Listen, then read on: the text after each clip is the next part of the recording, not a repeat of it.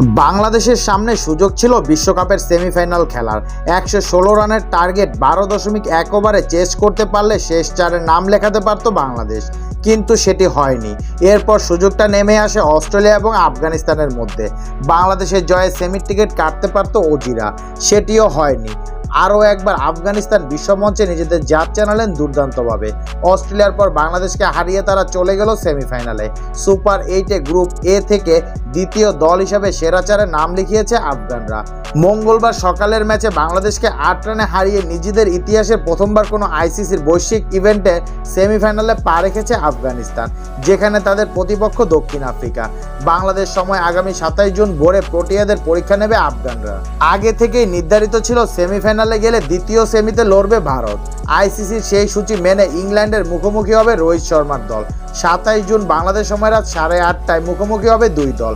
২০২২ বিশ্বকাপের সেমিফাইনালেও ইংল্যান্ড ও ভারত মুখোমুখি হয়েছিল।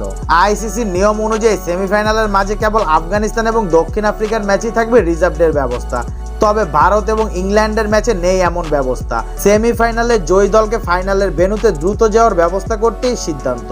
এই ক্ষেত্রে দ্বিতীয় সেমিফাইনাল বৃষ্টিতে ভেসে গেলে গ্রুপ চ্যাম্পিয়ন হওয়ার সুবাদে ভারত যাবে ফাইনালে।